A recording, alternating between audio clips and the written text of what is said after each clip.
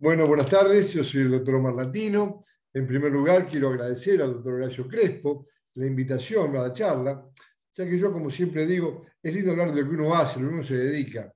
Y yo justamente me dedico a esto, trombofilia y embarazo. Y de eso vamos a hablar hoy. A ver si puedo compartir pantalla. A ver, a ver.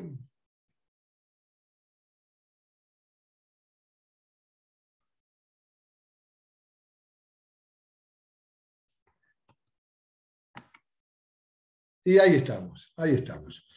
Vamos a hablar hoy entonces de trombofilia y embarazo, que no podemos hoy dejar de conocer los obstetras acerca de este tema. Que no podemos hoy dejar de conocer los obstetras acerca de este tema. ¿Saben por qué es importante? Porque recientemente Randini y colaboradores publicaron un análisis que demuestra que el retraso en el diagnóstico de este síndrome, que impacta en la salud de la mujer, estaría directamente ligado al desconocimiento por parte del personal médico de esta patología. Entonces la charla está dirigida justamente a que podamos conocer un poco más acerca de la trombofilia y específicamente del síndrome antifosfolipídico. Razón por la cual la idea es hablar de lo básico, el ABC de la trombofilia, hablar de lo práctico, que son las cosas que no podemos dejar de desconocer hoy, hablar del tratamiento, específicamente del SAFI embarazo, y finalmente de qué es lo nuevo, qué es lo que se viene en trombofilia y embarazo, específicamente en SAFI embarazo. Y hablar de lo básico implica definir la trombofilia. ¿Cómo se define la trombofilia? La trombofilia la definieron en 1995 la Organización Mundial de la Salud y la Sociedad Internacional de Trombosis y Hemostasia como una tendencia anormal a la trombosis. Tendencia anormal a la trombosis. Es un factor de riesgo, no una patología, un factor de riesgo. Tendencia normal a la trombosis. ¿Qué es la trombosis? La trombosis es un trastorno del sistema sanguíneo, del contenido y no del continente, con formación de coágulos a partir de sus constituyentes. Coágulos o trombos que han de interrumpir parcial o totalmente la circulación, impidiendo el pasaje de la sangre. Y todos sabemos que la sangre es el líquido de la vida. ¿Por qué? Porque lleva oxígeno. Y sin oxígeno no hay vida. Razón por la cual todo lo que va a producir la trombofilia va a estar relacionado con la falta de oxígeno en los órganos afectados. Y en nuestro caso del embarazo, la falta de oxígeno que da de llegar al feto con todas las complicaciones que esto ha de producir.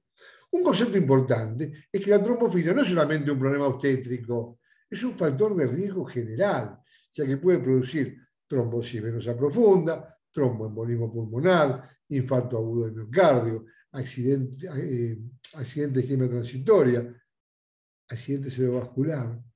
Es más, del 10 al 15% de todas las trombosis venosas profundas con o sin tromboembolismo pulmonar están relacionados con la trombofilia. Y el 33% de todos los ACV en gente joven, menor de 50 años, hay una trombofilia de base. ¿Cómo clasificamos esta tendencia normal a la trombosis? La podemos clasificar en hereditaria o adquirida. Hablamos de trombofilia hereditaria cuando se produce una alteración en los genes que codifican proteínas que intervienen en la anticoagulación o en el factor 5 o en el factor 2, que es la protrombina. Alteración en los genes, parece chino básico, pero fíjense que no es tan difícil. Miren, esta es la famosa cascada de la coagulación. Existe un mecanismo intrínseco y un mecanismo extrínseco. Ambos concuerdan en el pasaje de factor 10 a factor desactivado.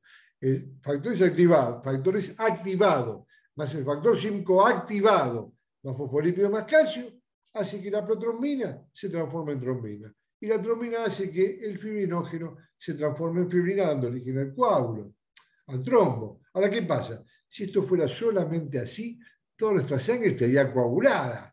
Sin embargo, nuestra sangre va fluida por los vasos. ¿Y esto a qué se debe? Se debe a que existe, que la naturaleza, que es sabia, creó los anticoagulantes fisiológicos normales que tenemos todos, como son la proteína S, la proteína C y la antitrombina. ¿Cómo actúan estos anticoagulantes fisiológicos? Actúan desactivando los factores de la coagulación. Al desactivarlos, el fibrinógeno no se transforma en fibrina y de esta manera, nuestra sangre va fluida por los vasos. Pero ¿qué pasa cuando hay una alteración en los genes que codifican a una de estas tres proteínas? cuando hay una alteración en los genes, estas proteínas se forman menos. Hay un déficit de antitrombina, de proteína C o de proteína S. Al estar deficitarios, los factores de coagulación no se desactivan, al quedar activados, así que la trombina actúe sobre el fibrinógeno, transformándolo en fibrina y originando el coágulo trombo y dando de esta manera origen a la trombofilia. Es decir, que la falta de los anticoagulantes fisiológicos determina la formación de fibrina que va a originar el trombo del coágulo, dando lugar a la trombofilia. ¿Cómo clasificamos a la trombofilia hereditaria? ¿Cómo la podemos dividir? La podemos dividir en aquellas trombofilias hereditarias que se deben a un déficit de los anticoagulantes fisiológicos, lo que decíamos recién, déficit de proteína C, o antitrombina, o bien la presencia de polimorfismo. Significa que hay factores de coagulación, como el factor 5 o la protrombina, que están alterados en su estructura, entonces los anticoagulantes fisiológicos no lo pueden desactivar. Se llama factor 5 de Leiden, porque se describió por primera vez en una ciudad de Holanda que se llama Leiden, o la protrombina G20.210A, que es un polimorfismo, una alteración estructural de la protrombina. Como consecuencia de eso, no se desactivan, se desencadena la cascada, forma fibrina y origina la trombofilia. ¿Qué estudio debemos solicitar para diagnosticar trombofilia hereditaria? Debemos solicitar dosaje de proteína C, dosaje de proteína S, dosaje de antitrombina, investigar la presencia del factor 5 Leiden y de protrombina G20.210A. Con esto hacemos el diagnóstico. ¿Qué no debemos solicitar porque no está relacionado con el embarazo? El polimorfismo del PAI1, que en alguna época se pedía mucho, yo entre ellos lo pedía, hasta que después vimos que no era necesario. La metiltetrahidrofolato reductasa, la homocisteína plasmática, la lisis de globulinas, el polimorfismo asociado a grupos sanguíneos. Todo esto no hay que solicitarlo porque no están relacionados con el embarazo. Los otros son los que sí debemos solicitar para diagnosticar trombofilia hereditaria. Ahora bien, dijimos que aparte de la trombofilia hereditaria, había otra trombofilia que era adquirida. Esta trombofilia adquirida está representada por el síndrome antifosfolipídico. Y es el síndrome antifosfolipídico, el paradigma de la trombofilia. ¿Y cómo definimos al síndrome antifosfolipídico? Lo definimos como una afección autoinmune sistémica. El organismo in toto está afectado, que se caracteriza por presentar, por un lado, trombosis arteriovenoso, a veces acompañado por aborto recurrente, muerte fetal, nacimientos prematuros y la vedette, que es la presencia de anticuerpos antifosfolipídicos. Entonces, caracterizado por presencia de trombosis arteriovenosa, aborto recurrente, muerte fetal, nacimientos prematuros y la vedette, presencia de anticuerpos antifosfolipídicos. Por eso es una enfermedad autoinmune, porque se forman anticuerpos contra los fosfolípidos, que son unos elementos que todos tenemos en la membrana celular de nuestras células. Síndrome antifosfolipídico. También llamado síndrome de Hughes, porque fue Hughes el que lo describía por primera vez en 1993. Y al síndrome antifosfolipídico lo podemos clasificar en primario, secundario y llamado asociado o catastrófico. Primario cuando está solito, asociado cuando está acompañado de otras patologías. Por ejemplo, alguna enfermedad autoinmune, como el caso del lupus, en el 40% de los casos, de la artritis reumatoidea, de la dermatopoliomiositis, etc. O bien asociado a una enfermedad neoplásica, como por ejemplo el adenocarcinoma de endometrio.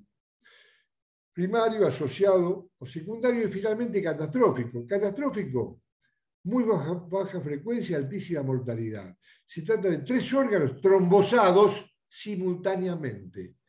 Menos de 1% de frecuencia, más del 90% de mortalidad. Entonces lo clasificamos en primario, asociado y catastrófico. ¿Y cómo se hace el diagnóstico del síndrome antifosfolipídico? Para el diagnóstico necesitamos de la presencia de un criterio clínico más, sí o sí, la presencia de un criterio de laboratorio que debe ser positivo en 2 o más ocasiones separados por 12 semanas de diferencia. Y si aparece una sola vez, no se puede hacer el diagnóstico. Tiene que ser positivo en 2 ocasiones separados por 12 semanas de diferencia. ¿Y cuáles son los criterios clínicos? Los criterios clínicos son 2. O bien la presencia del antecedente de trombosis arteriovenosa, en el cual decimos que se trata entonces de un SAF trombótico. O bien el antecedente de morbilidad obstétrica y decimos que se trata de un SAP obstétrico. ¿Y cuál es la morbilidad obstétrica? La presencia como antecedente de un feto muerto mayor de 10 semanas de evolución, un nacimiento prematuro, menos de 34 semanas, o 3 o más abortos espontáneos, menos de 10 semanas. Y estos criterios, trombosis arterial venosa o morbilidad obstétrica, deben estar acompañados sí o sí de un criterio de laboratorio, que puede ser anticuerpo anticardiolipina, IgG-IgM, y o antibeta 2 glicoproteína 1, IgG-IgM, y o anticoagulante lúpico, que debe ser positivo en 2 o más ocasiones separados por 12 semanas de diferencia. Uno de estos tres. Y en el caso de los dos primeros, anticardiolipina, antibeta 2, deben ser mayores a 40 unidades IgG u IgM. Entonces, para la detección de anticuerpos antifosfolipídicos tenemos dos métodos. O bien, el enzimo inmunoanálisis, la ELISA, que nos va a permitir diagnosticar la presencia de anticuerpos anticardiolipinas y antibeta 2, o bien los estudios de coagulación. Con los estudios de coagulación vamos a poder evidenciar la presencia de un anticoagulante lúpico. ¿Y cómo es esto? Fíjense, miren. Si un coagulograma da normal, KPT normal, el anticoagulante lúpico es negativo. No hay nada que esté prolongando esa coagulación. Si el coagulograma da prolongado, KPT prolongado, lo primero que tenemos que hacer es agregarle a esa muestra plasma normal. ¿Por qué? Porque si con el plasma normal corrige, significa que este paciente lo que tiene es un déficit de factores, ya que el plasma está cargado de factores de la coagulación.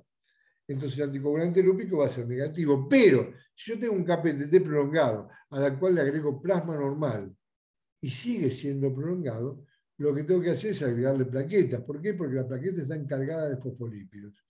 Si agregarle plaquetas corrige, digo que este paciente lo que tiene es un anticoagulante lúpico positivo. Y esto realmente es muy importante. De esta manera se estudia el anticoagulante lúpico cuando hay un coagulograma, un KPT prolongado. ¿Cuándo solicitar estos estudios? En primer lugar, no debe estar recibiendo heparina ni de bajo peso molecular ni heparina corriente, no debe estar recibiendo anticoagulantes orales, no debe estar recibiendo hidroxicloroquina, y algo muy importante, deben pasar por lo menos 90 días después del último evento obstétrico. Después del parto, después de un feto muerto, después de un aborto. ¿Por qué? Porque se requieren 90 días para que toda esa inmunología de la gestación vuelva a estar en orden y los resultados sean fidedignamente positivos. Entonces, después de los 90 días de gestación. Ahora bien, ¿quién trata a las pacientes con SAP? ¿Cuál es la incumbencia? Que las pacientes con SAP, con síndrome antifosfolipídico en general, lo tratan los reumatólogos, lo tratan los inmunólogos, lo tratan los hematólogos porque tiene trombosis, pero cuando esta paciente se embaraza, aparece un botón de pánico y esta paciente es manejada, tratada por el obstetra, ya que se trata de un embarazo de alto riesgo. Una paciente con SAP y embarazo es una paciente con una patología, con un embarazo de alto riesgo, como la diabetes, como la hipertensión. ¿Y quién lo tiene que tratar? Lo tiene que tratar un equipo multidisciplinario, encabezado por el obstetra, en compañía de un hematólogo y de un neonatólogo. ¿Por qué encabezado por el obstetra? Porque el binomio materno-fetal, como lo describía Leonardo da Vinci en 1516, como dice la doctora Grisolía, este binomio materno-fetal no es igual a la simple suma de sus partes. Esto implica que la inmunología de la gestación no es igual a la inmunología materna más la inmunología fetal. Es una inmunohematología distinta, que solamente los obstetras que somos los que manejamos ese binomio vamos a poder manejar. Razón por la cual esta paciente es del obstetra, no es del hematólogo. Al hematólogo lo consultaremos si la paciente hace una trombosis durante el embarazo. Pero si tiene trombofilia y está embarazada, la debemos manejar los obstetras solamente. ¿Y cómo seguimos? ¿Cuál es el seguimiento? El seguimiento es como cualquier paciente de alto riesgo: control materno-fetal precoz, frecuente y riguroso, ecografía seriada, monitoreo fetal a partir de las 36 semanas, flujometría a partir de las 26, 28, con periodicidad cada 15 o 21 días, como cualquier paciente de alto riesgo. ¿Y cómo se trata? Y ya lo dijo Ray, en un trial randomizado y controlado en 1997, pacientes con aspirina y heparina, 71% de recién nacidos vivos y sanos.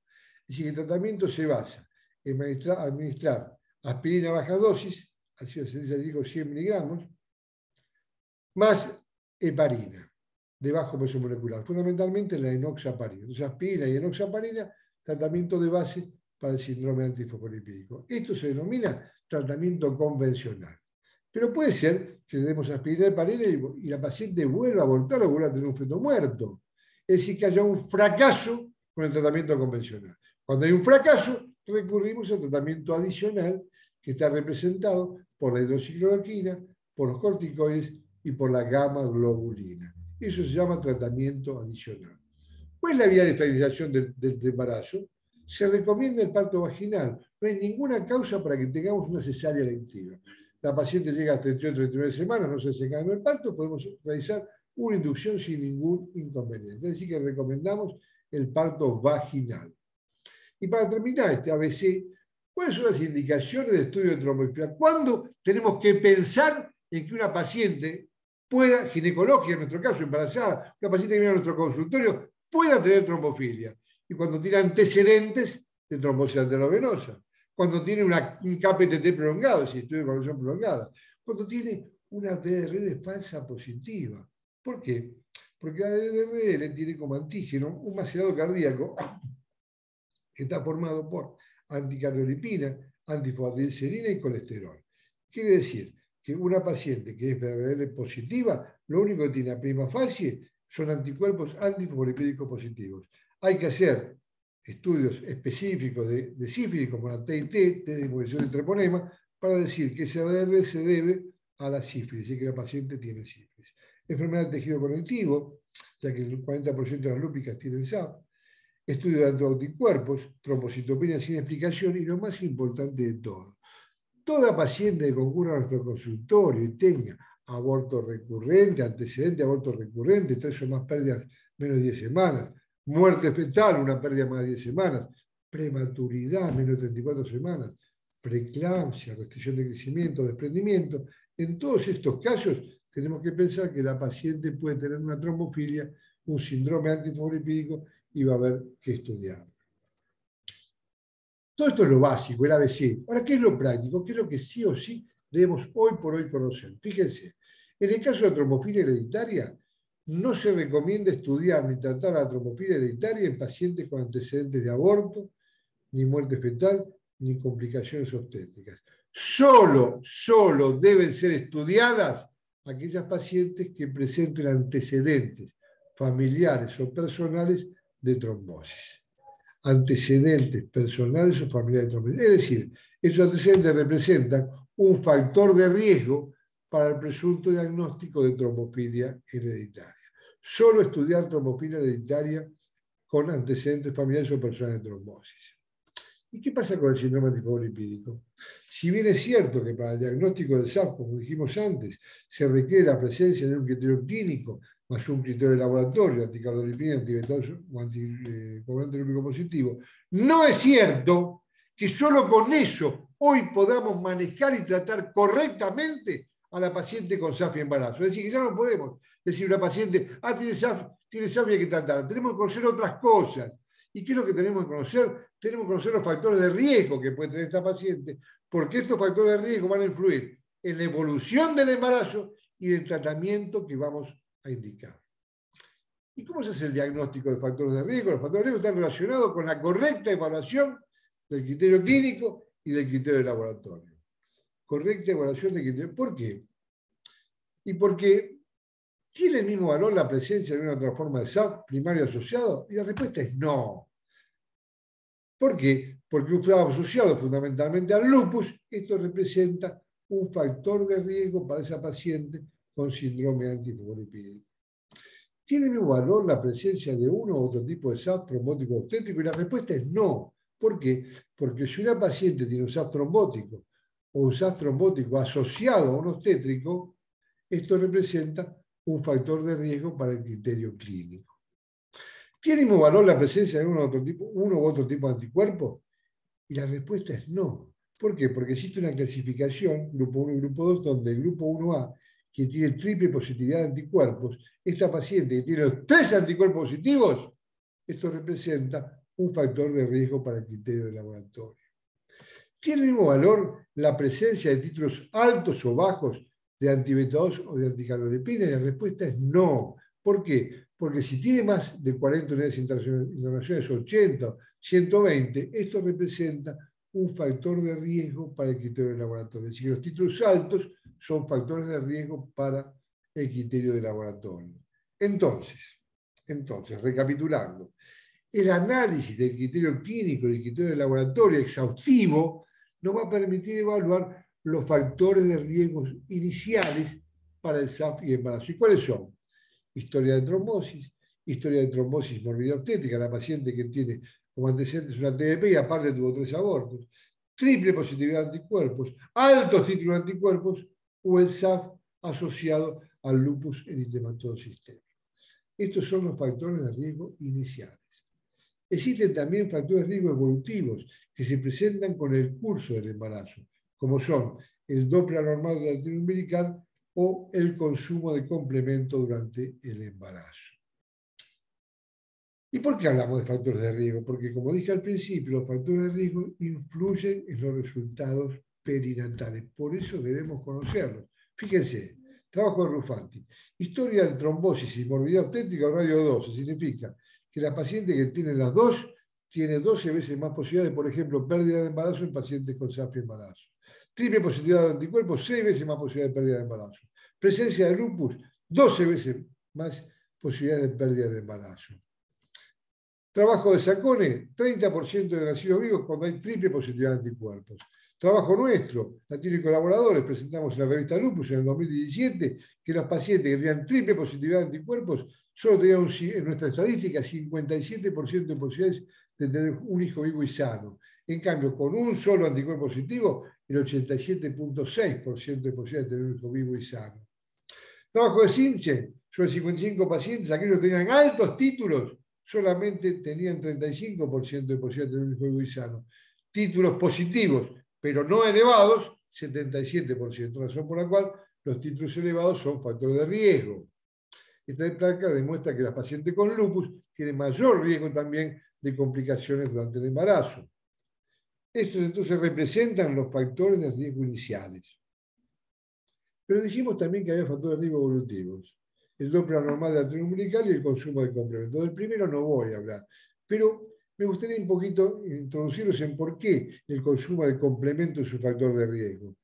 Hay un estudio que se llama PROMIS que representa el papel del complemento como marcador predictor de mala evolución obstétrica en pacientes con SAF. Si son pacientes que con SAF primario, embarazadas, se dosó complemento en cada trimestre del embarazo.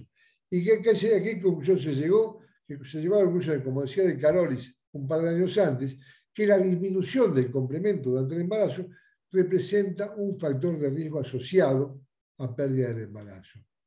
¿Y por qué es esto? ¿Por qué el consumo de complemento? ¿Cuál es la explicación del consumo de complemento sea un factor de riesgo?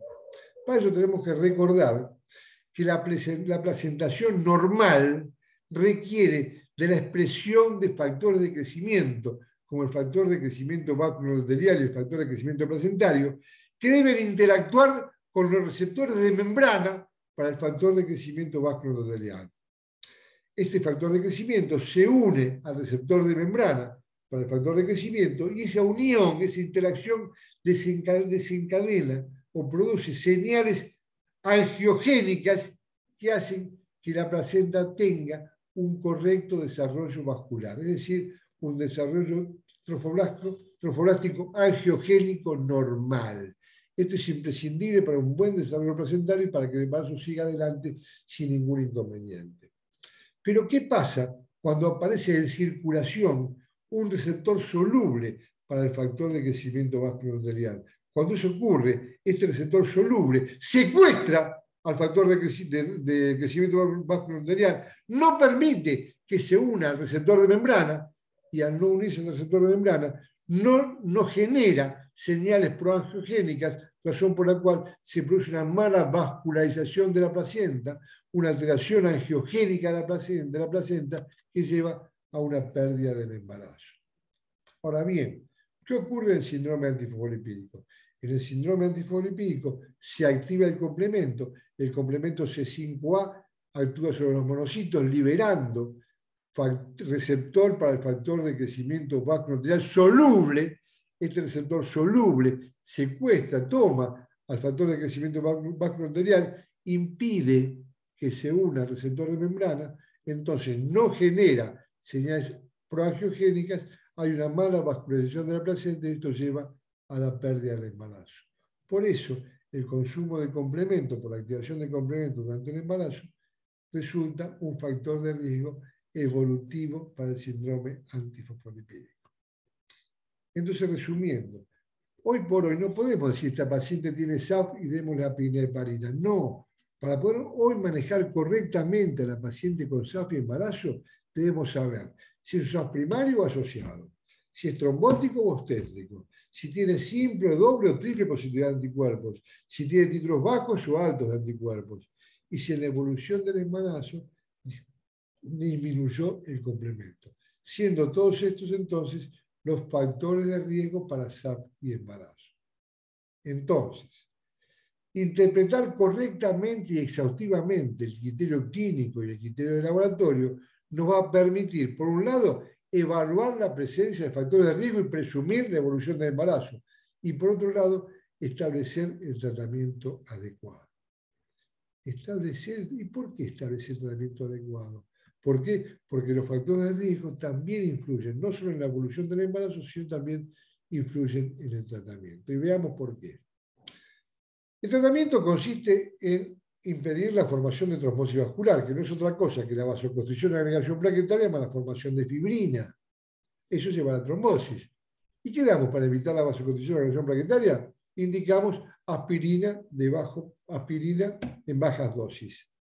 Esto, que parece una perogrullada, fue lo que hizo ganar el premio Nobel a John Vane en 1976. John Vane describió que la aspirina a bajas dosis inhibía la ciclooxigenasa, que es una enzima que actúa en una cadena que parte de fosfolípidos y llega a tromboxano A2. Cuando se inhibe la ciclooxigenasa no se forma tromboxano A2 y ese tromboxano A2 es vasoconstrictor y estimula la agregación plaquetaria. Por supuesto que no ganó el premio Nobel por el SAF, sino porque esa no formación de tromboxano A2 y no vasoconstricción y no agregación está relacionada con el infarto agudo del miocardio. Y esta es la razón por la cual todos los cardiópatas se toman una aspirineta todas las mañanas para evitar la formación de ciclooxigenasa que va a desencadenar la formación de tromboxano A2. Esto por un lado. Así inhibimos la vasoconstricción y la agregación plaquetaria con aspirina. ¿Y cómo inhibimos la formación de fibrina? Con heparina de bajo peso molecular, especialmente la enoxaparina. ¿Por qué? Porque la enoxaparina, la heparina de bajo peso molecular, lo que hace es potencializar 1000 veces la acción de la antitrombina, que es un anticoagulante fisiológico. Entonces, la aspirina y heparina es el tratamiento convencional del síndrome antifosfolipídico. Pero ¿qué pasa? Cuando damos todo esto, puede ser que haya un fracaso del tratamiento convencional, quiere decir que la paciente vuelva a abortar o vuelva a tener un feto muerto. ¿Qué hay que hacer entonces? Tenemos que indicar un tratamiento adicional. ¿En qué consiste? Consiste en hidroxicloroquina, en corticoides o en gamma globulina. Solamente ante el fracaso del tratamiento convencional hasta ahora. ¿Pero qué pasó? Fíjense esto. El tratamiento convencional fracasa aproximadamente en el 20% de los casos.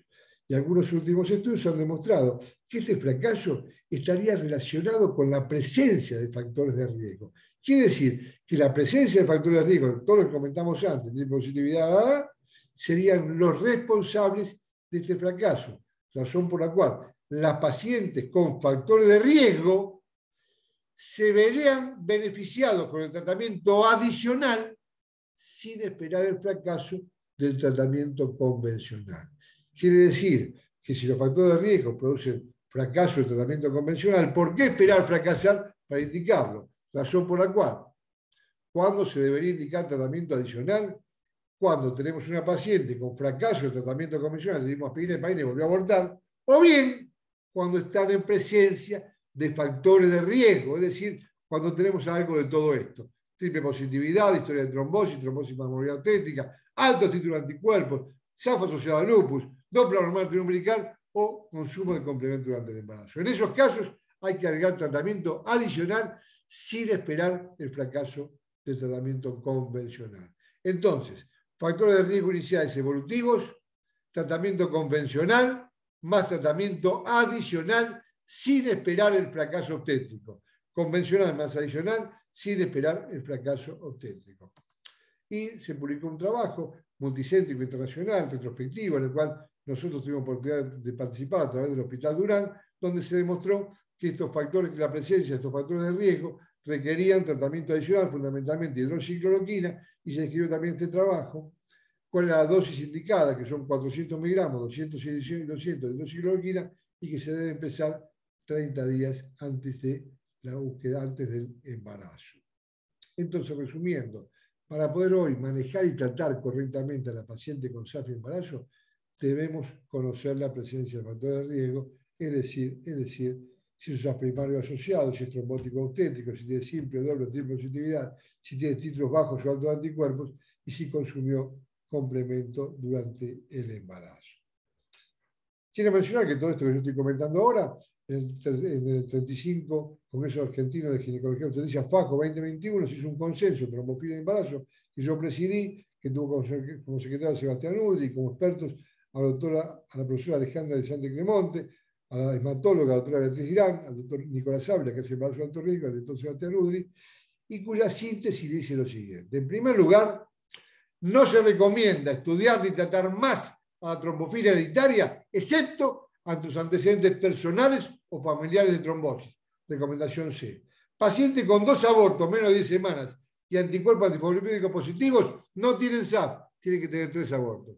Paciente embarazada con criterio clínico para SAF, pero sin diagnóstico, solicitar anticuerpos durante el embarazo y tratar en consecuencia, y después veremos.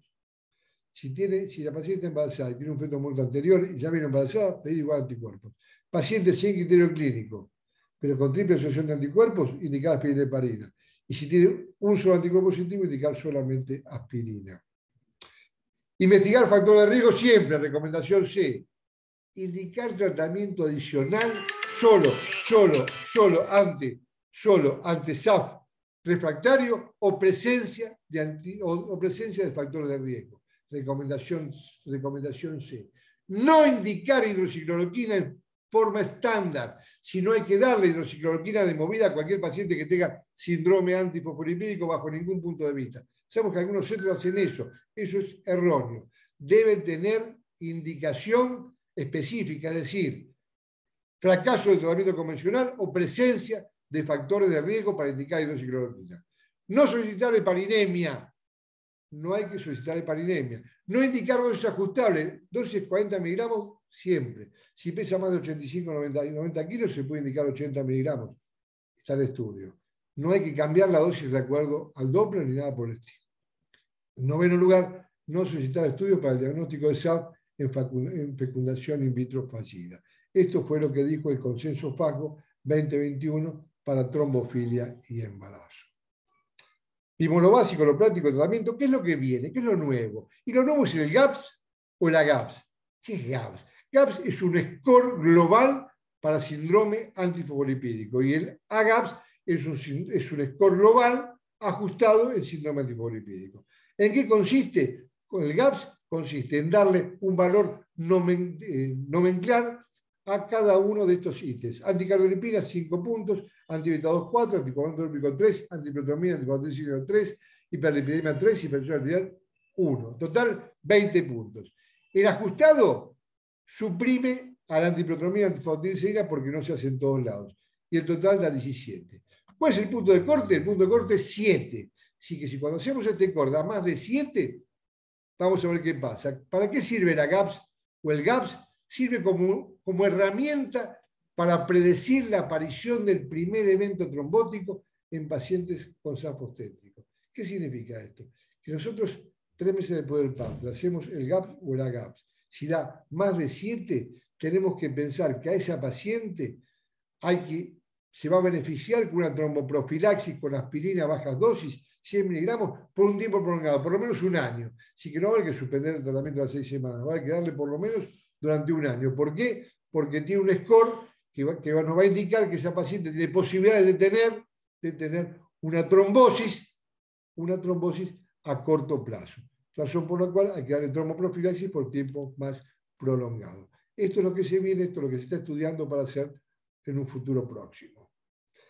Entonces hablamos de lo básico, el ABC, de lo práctico, qué es lo que hay que hacer, el factor de riesgo, del tratamiento, el agregado de adicional solamente en el caso de los factores de riesgo o que tenga un fracaso.